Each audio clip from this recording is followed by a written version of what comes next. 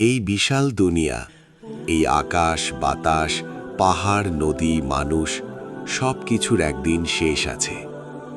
সেই শেষ দিনের ঘোষণা আসবে একটি সিংগার ফুঁকে। আল্লাহর মহান ফেরেশতা ইসরাফিল আলাইহিস সালাতু ওয়াস সালাম আল্লাহর আদেশে যেই সিংগায় ফুঁক দেবেন, সেটাই হবে কিয়ামতের সূচনা। সেই সিংগা কেমন হবে? কুরআন ও হাদিসে এর আকৃতি বিস্তারিত বলা হয়নি, তবে এটুকু নিশ্চিত, এটি হবে অত্যন্ত বিশাল।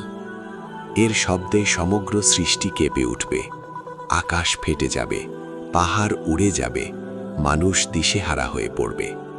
হাদিস থেকে জানা যায়, ইসরাফিল আলাইহিস সালাতু ওয়াস সালাম ইতিমধ্যেই সিংগা মুখে নিয়ে প্রস্তুত অবস্থায় আছেন। চোখ আকাশের দিকে, কখন আল্লাহর আদেশ আসবে এই অপেক্ষায়। সিংগায় কয়বার ফুঁক দেয়া হবে? সিংগায় 2 বার ফুঁক দেয়া হবে। প্রথম ফুঁক, এই ফুঁকে পৃথিবীর সব জীব মারা যাবে।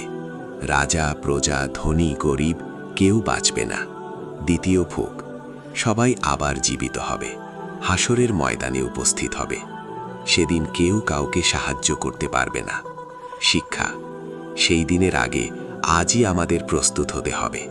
নামাজ, কুরআন, তওবা, এইগুলোই সেদিন আমাদের আসল সম্পদ হবে। শেষ কথা, হে আল্লাহ, আমাদেরকে কিয়ামতের ভয় থেকে রক্ষা করো এবং ইসরাফিল আলাইহিস সালাতু ওয়াস সালামের সিংগার আওয়াজ শোনার আগেই আমাদের তওবা কবুল করে নাও। ভিডিওটি ভালো লাগলে লাইক দিন, ইসলামিক ভিডিও পেতে সাবস্ক্রাইব করুন, মন্তব্যে আপনার অনুভূতি জানান।